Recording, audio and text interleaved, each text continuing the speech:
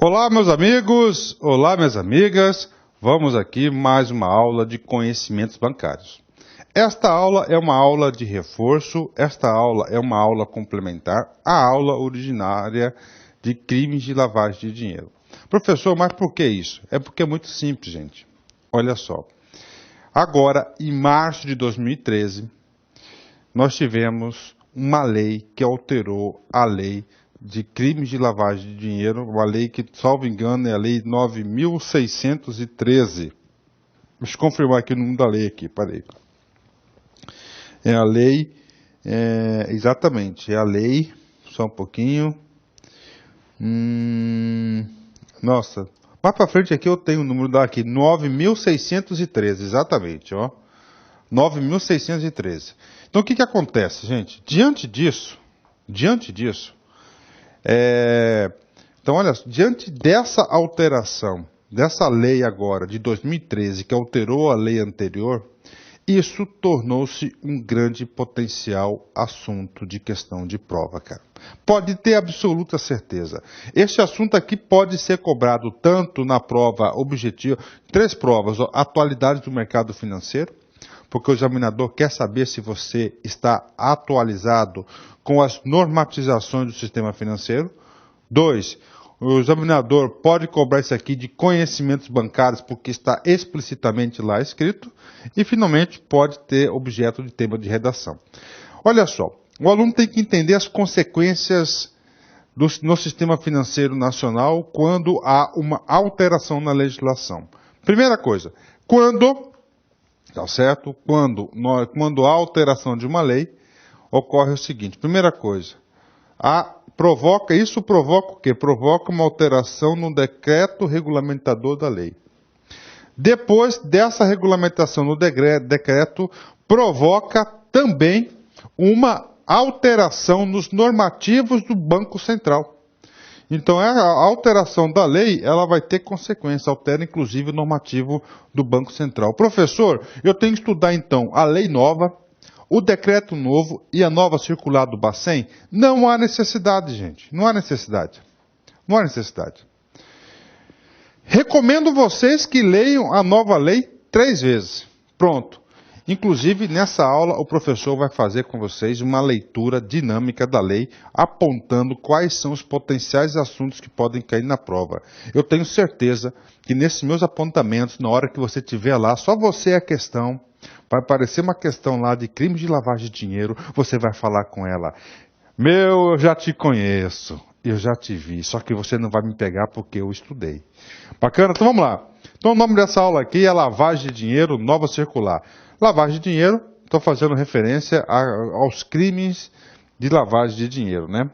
Primeira coisa, eu quero começar essa aula com uma informação importante que veio lá do Banco Central.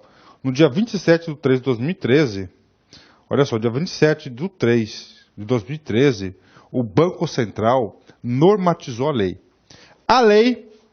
A nova lei, a lei que alterou a lei 9.613, ela foi editada e publicada no dia 3 de março. Ou seja, dia 3 de março, no dia 27, já tínhamos uma nova resolução. E o Banco Central fez questão de fazer divulgar uma notícia, sua assessoria de imprensa.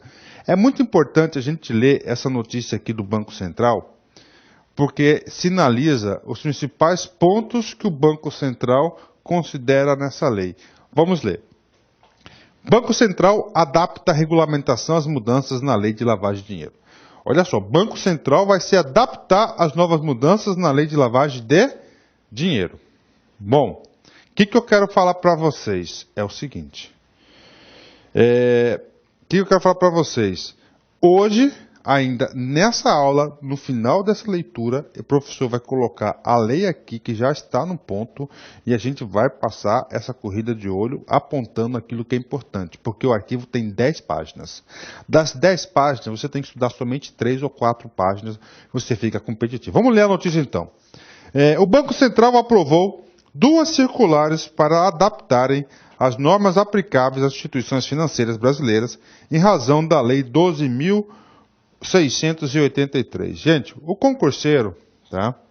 O concurseiro, ele tem que estar super atento.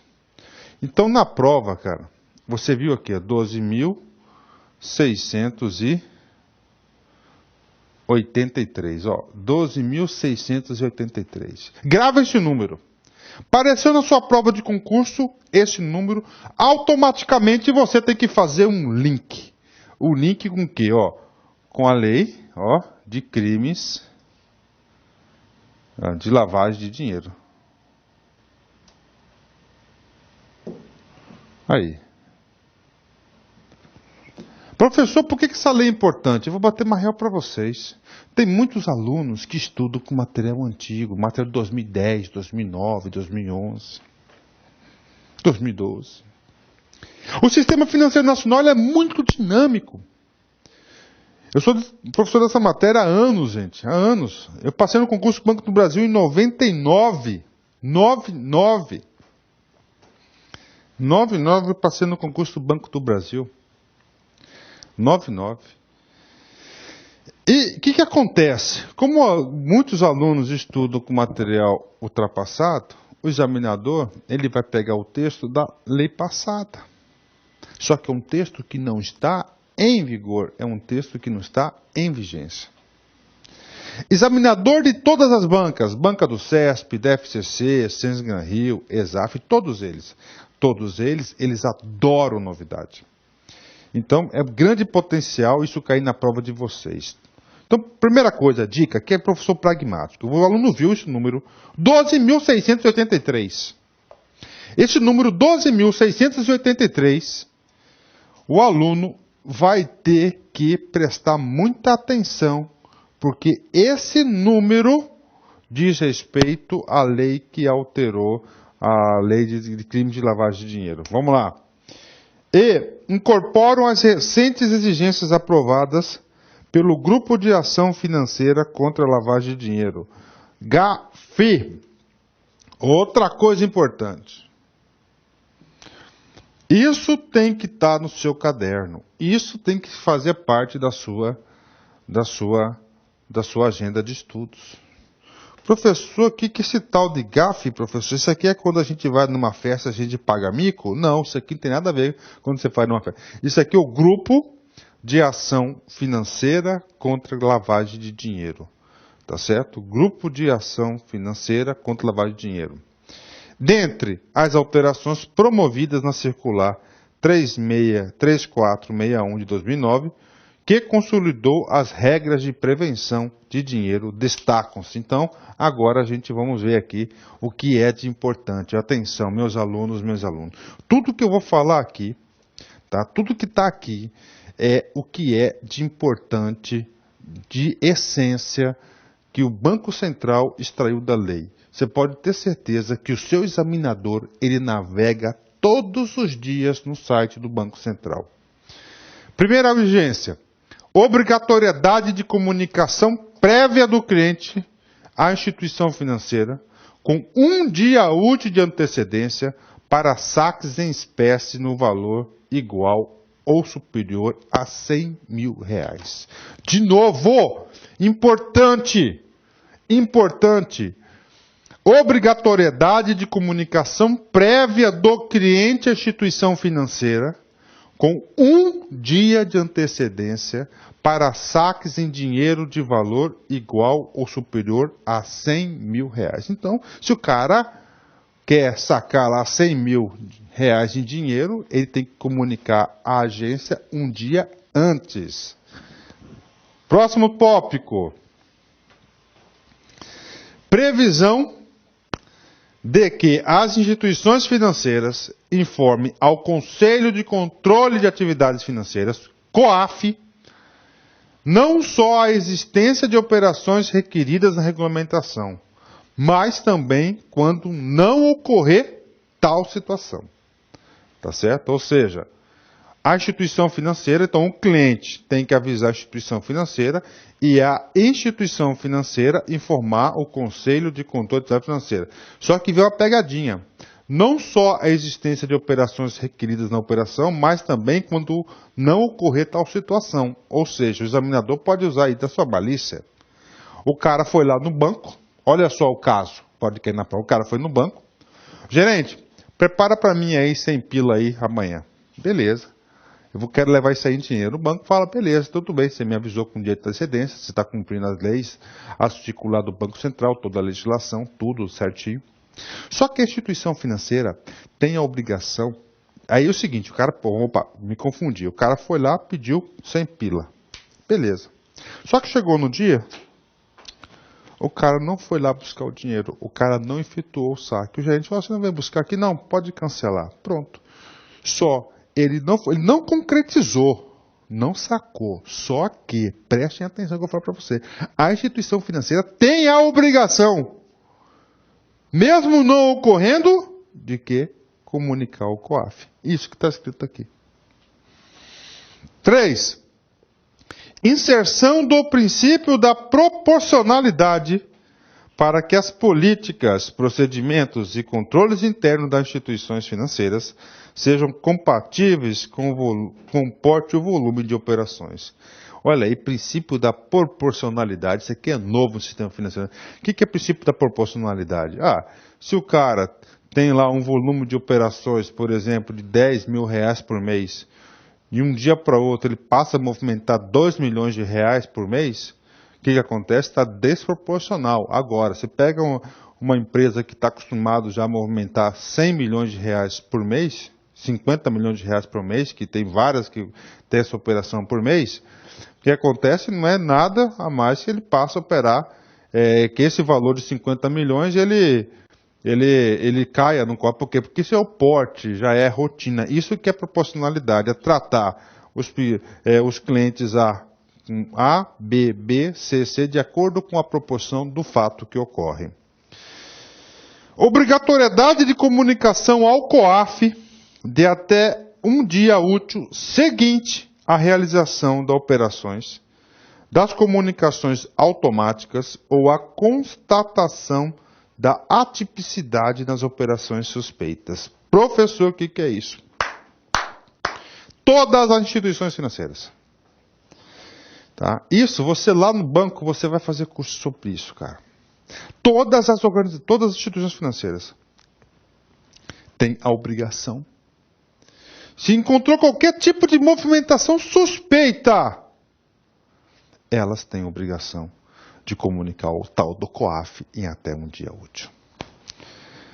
E, finalmente, a alteração do regulamento do mercado de câmbio e capitais internacionais, prevendo obrigatoriedade na comunicação prévia do cliente à instituição financeira com um dia útil de antecedência das transferências ao exterior a título de doação de um valor equivalente a 100 mil reais. Pronto. Cara, eu falava com você, cara, o cara pode colocar assim, 1, 2, 3, 4, 5. Ele pega uma dessa aqui, invalida, coloca aqui, ó, 10 mil reais, alguma coisa, muda o número, muda alguma letra e fala, assinala é incorreta. Putz, já pensou? Então isso aqui é potencial, hein, cara? Assim que você fica competitivo. Antecipando aí as possíveis questões. Vamos lá. Além disso, foram efetuados ajustes nas disposições sobre as pessoas expostas politicamente. Olha só, isso é importante, cara. Você viu na prova sua o tal disso, cara? Pessoas expostas politicamente, adequando-as às regras, recomendações do GAF. Este organismo, integrado por 34 países e 2 organismos multilaterais, edita recomendações que devem ser cumpridas pelas diversas jurisdições que promovem avaliações periódicas sobre o nível de comprometimento dos países. Em fevereiro de 2013, o GAF aprovou a sua nova metodologia de avaliação, também alteração das recomendações. Professor, você tinha esquecido de explicar o que é o tal do GAF, né? Tá aí. Agora o professor vai explicar para vocês o GAF. O GAF, então, o que é? É um organismo internacional composto por 34 países e 2 organismos multilaterais que ditam as regras e políticas sobre atividade financeira mundial.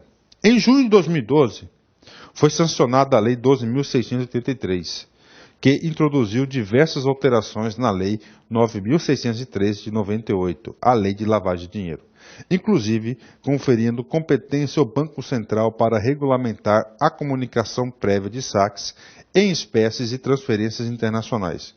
O novo texto legal resultou de debates dentro da Estratégia Nacional de Combate à Corrupção e à Lavagem de Dinheiro e teve como objetivo introduzir à legislação brasileira recomendações de organismos internacionais, em especial o GAFI.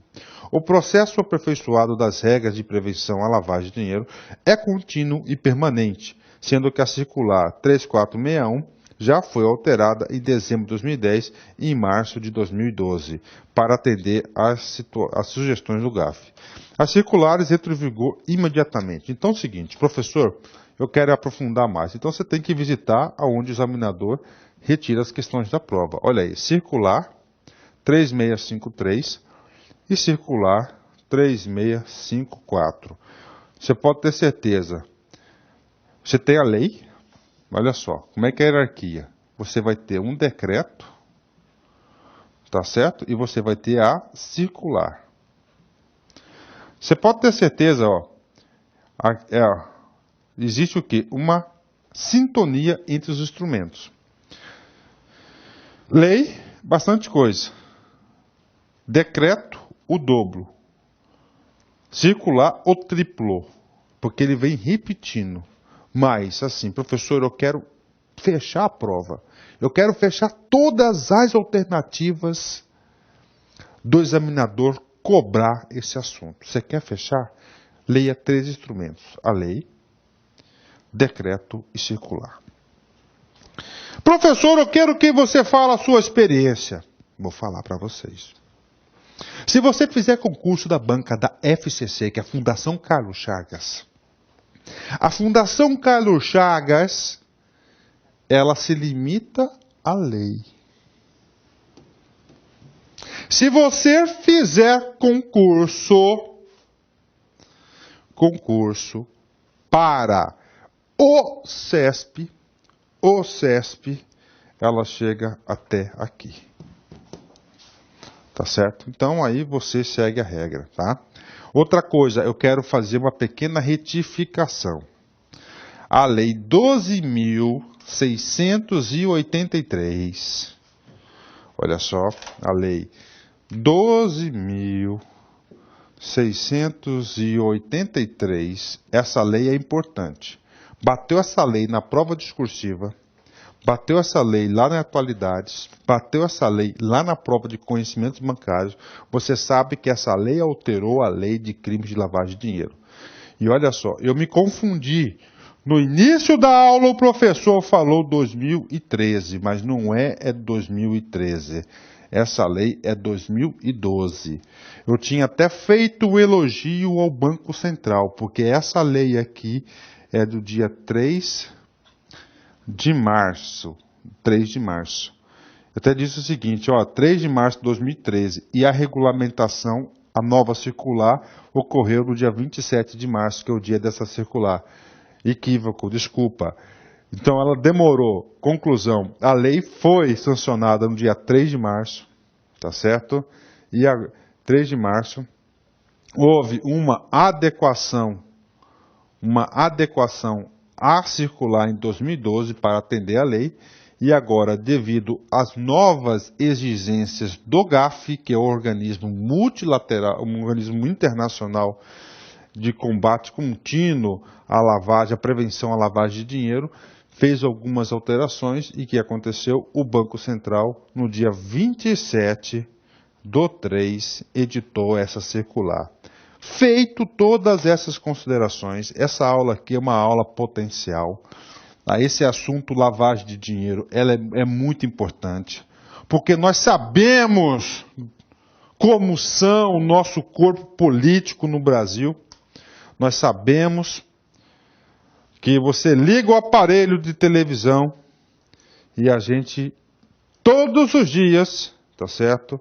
A gente vê todos os dias, a gente faz o seguinte, todos os dias a gente faz o seguinte, liga o aparelho de televisão E todos os dias a gente vê lá notícias de corrupção, operações policiais para preservação do patrimônio público e assim por diante, né? Então esse aqui é um assunto que o examinador pode explorar muito, ok? Tudo bem. Eu quero aproveitar e passar outro ensinamento para vocês. Professor, eu quero uma lei. Onde eu vou buscar essa lei? Cara, você busca essa lei no site do Planalto, planalto.gov.br. Lá é o site, na minha opinião, mais confiável do Brasil nas legislações federais.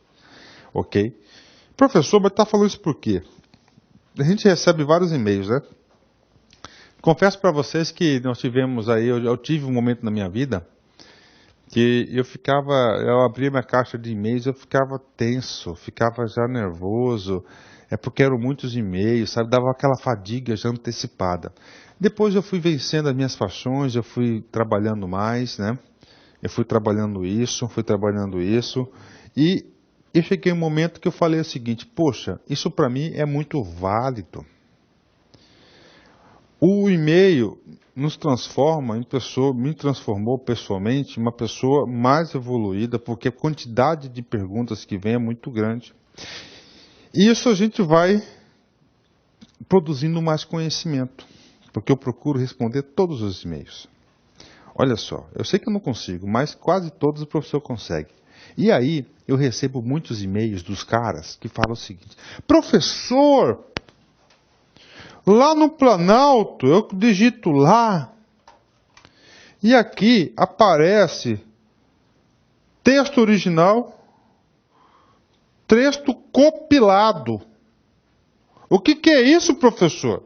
O texto compilado significa que é o texto atual, já com todas as alterações.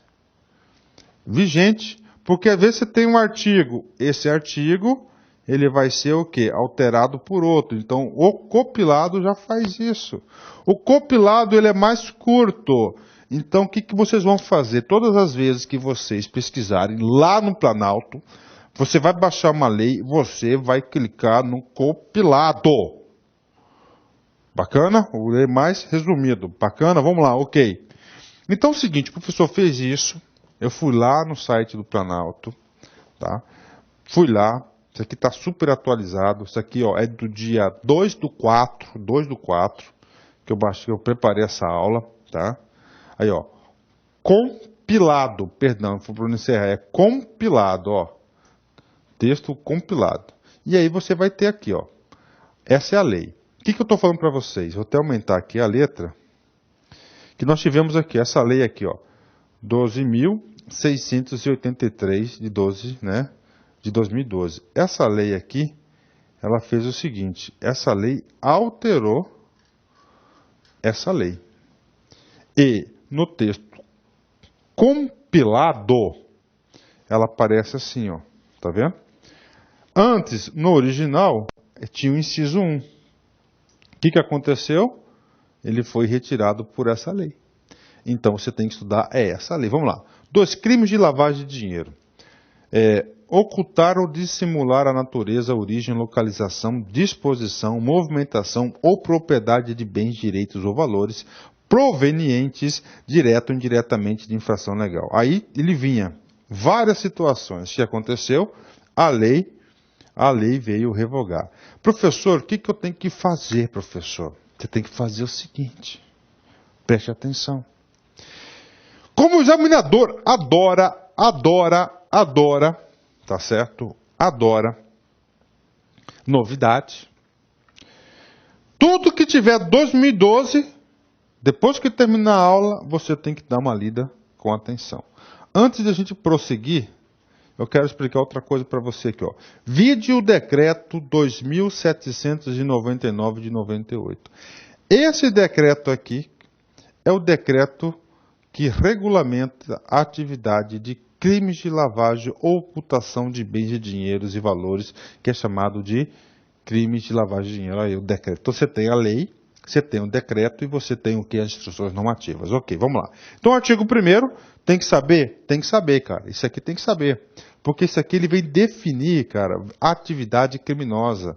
Ele vai definir a infração, tá certo? O fato típico. Então, o que que é? Se o cara ocultar, esconder, dissimular, fingir a natureza, origem, localização, disposição, movimentação ou propriedades de bens, direitos ou deveres provenientes direta e indiretamente de infração penal, de atividade ilegal. Isso é o crime de lavagem de dinheiro. O que vai acontecer com o cara? Tem que saber. Reclusão de 3 a 10 anos e multa. Tá aí.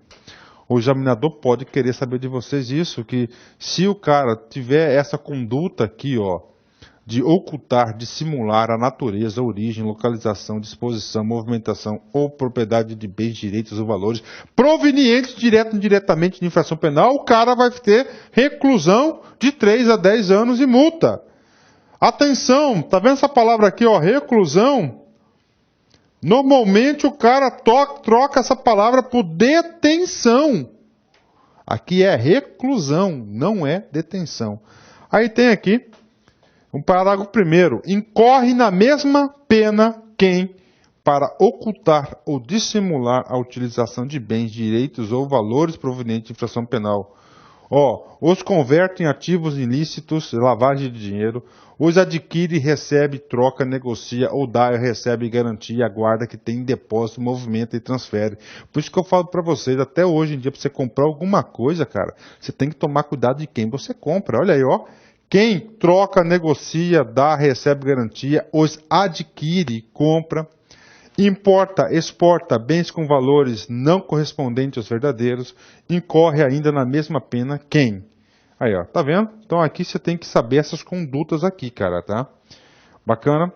O capítulo 2 das disposições processuais especiais já é um assunto mais específico para os cargos de direito.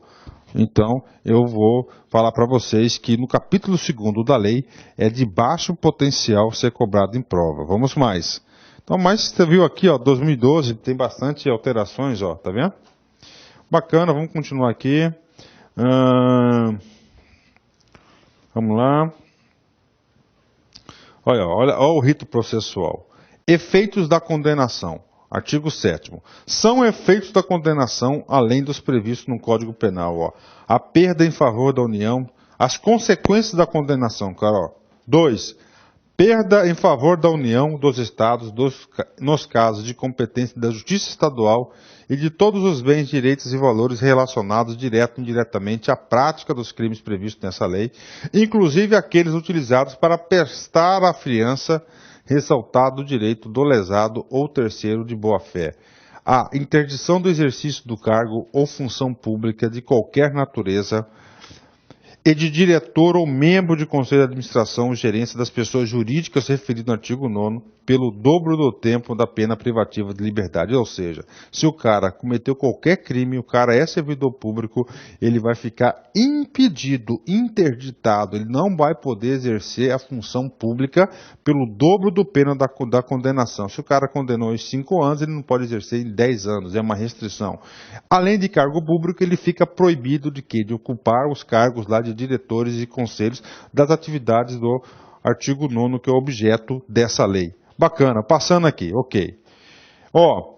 Dos bens, dos direitos, valores oriundos dos crimes praticados no estrangeiro, não é tão importante. O 9º é importante. Das pessoas sujeitas ao mecanismo de controle. Sujeitam-se às obrigações referidas no artigo 10 e 11 as pessoas jurídicas e pessoas que tenham, em caráter permanente ou eventual como atividade principal ou acessória, cumulativamente ou não. Olha só, quem está sujeito a essa lei? Primeiro, o cara que faz a captação, intermediação, aplicação de recursos financeiros de terceiros em moeda nacional ou estrangeiro. A compra e venda de moeda estrangeira ou ouro como ativo financeiro ou instrumento cambial. 3. Custódia, que é a guarda, emissão, distribuição, liquidação, negociação, intermediação ou administração de títulos e valores mobiliários. Parágrafo único. Sujeitam-se às mesmas obrigações as bolsas de valores, as bolsas de mercadorias ou futuros, os sistemas de negociação do mercado e balcão organizado, seguradoras, corretoras de seguros, as entidades de previdência complementar ou capitalização, as administradoras de cartão de credenciamento ou cartões de créditos, bem como as administradoras de consórcio para aquisição de bens ou serviços, as administradoras ou empresas que utilizem cartão ou qualquer outro meio eletrônico magnético ou equivalente que permita a transferência de fundos, as empresas de arrendamento mercantil, leasing, as de fomento comercial, factoring. Olha aqui, ó, como é bom estudar sistema financeiro, né? As empresas de arrendamento mercantil, leasing, fomento comercial, factory, né? Sexta, as associações que efetuem distribuição de dinheiro ou quaisquer bens móveis, imóveis, mercadorias, serviços ou ainda concedam descontos para sua aquisição mediante sorteio, método assemelhado. Sétimo, as filiais ou representações de entes estrangeiros que exerçam no Brasil qualquer das atividades listadas nesse artigo, ainda que de forma eventual. 8. As demais entidades cujo funcionamento dependa de autorização do órgão regulador dos mercados financeiros de câmbio e capitais. Ou seja, gente, aqui, todas essas, tá vendo? Ó, o 10 aqui, que foi alterado, que é novo, que foi alterado lá pela Lei 12.683. As pessoas físicas ou jurídicas que exerçam atividades de promoção imobiliária ou compra ou venda de imóveis. Ó, tá aqui, cara, todos esses caras aqui. Conclusão.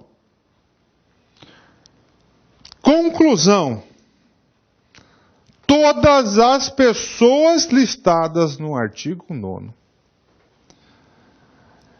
são componentes do Sistema Financeiro Nacional e, particularmente, o professor não lembra de ter uma entidade fora.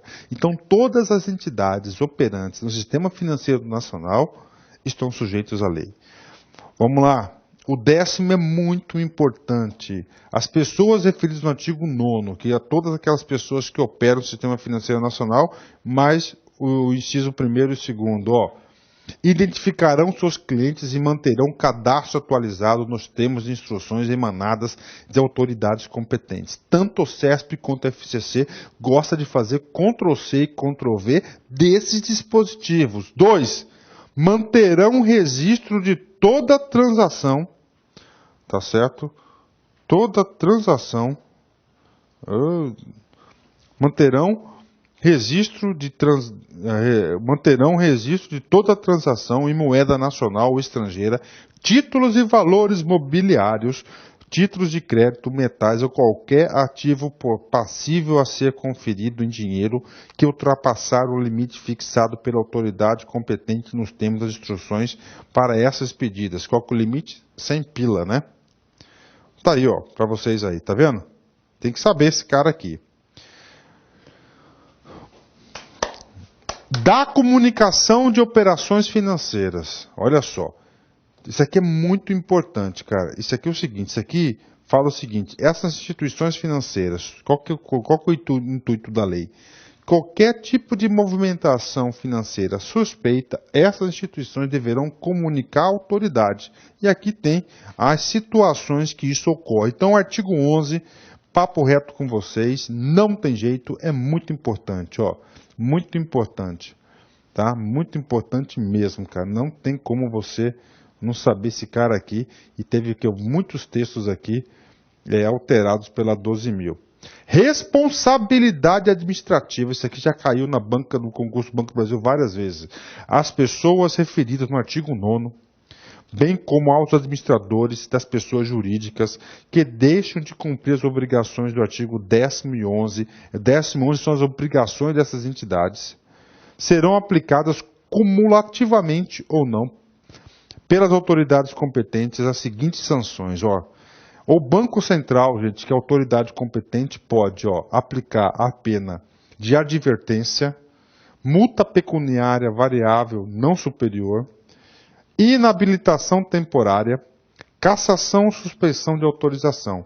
Então é 1, 2, 3, 4. 4 sanções que o Banco Central. Isso tem que saber. Então pode aplicar, primeiro, advertência. Segundo, multa pecuniária variável não superior. A, ao dobro do valor da operação. B, ao dobro do lucro real obtido ou que presumivelmente seria obtido para a realização da operação ou o valor de 20 milhões de reais. Ai, que multa, hein? Inabilitação temporária pelo prazo de até 10 anos para o exercício de cargo de administrador das pessoas jurídicas referidas no artigo 9º. Isso aí eu chamo banimento, né? O cara vai ser banido do Sistema Financeiro Nacional por 10 anos, até 10 anos. E, finalmente, cassação ou suspensão da autorização para o exercício de atividade, operação ou funcionamento. Tá aí para vocês aí, os caras aí, ó. Tem que dar uma lida. 14, isso eu já expliquei nas aulas anteriores. O artigo 14 tem que reforçar, é o Conselho de Controle de Atividades Financeiras. O Conselho de Controle de Atividades Financeiras é o tal do COAF. Eu já vi cair em concurso falando que o COAF está vinculado, gente, no Banco Central. Não está. O COAF está vinculado no Ministério da Fazenda. O artigo 14 aqui, tem que ler ele todinho. A criação no âmbito do Ministério da Fazenda, o Conselho de Controle de Atividades Financeiras, COAF, com a finalidade de disciplinar, aplicar penas administrativas, receber, examinar e identificar as ocorrências suspeitas de atividades ilícitas previstas nessa lei, sem prejuízo da competência de outros órgãos e entidades. As instruções referidas no artigo 10º, destinadas às pessoas mencionadas. Então você tem que dar uma lida aqui. Isso aqui eu não vou ler para vocês. Então isso aqui é importante, cara. Ó, isso aqui não tem jeito. Ó. O capítulo 9 do Conselho de Atividades Financeiras, tem que ler. Aqui o professor, eu sempre falo que eu sou somente um instrumento, cara. Quem vai passar é você. E para passar tem que estudar. Siga as nossas orientações que eu tenho absoluta certeza que você não vai se arrepender. Bacana? Vamos para frente! E acabou. Isso, acabou. Beleza, tá aí. Tá aí. Acabou. Bacana? Pronto, o professor separou aqui para vocês uma mensagem de encerramento, né? Gente, é isso aí, tá certo? Então, isso aqui é a nova regulamentação. Eu acho que essa aula aqui completa outra aula de forma exaustiva, que eu tenho certeza que deixa você preparado desde que você cumpra as nossas orientações pedagógicas. Bacana. Vamos lá. Quando uma pessoa te ama de verdade, ela não desiste de você. Quando uma pessoa te ama de verdade, ela não desiste de você. Forte abraço, fique com Deus e até a próxima. Tchau, tchau. Fui. Vai lá, Filipinho, toda sua.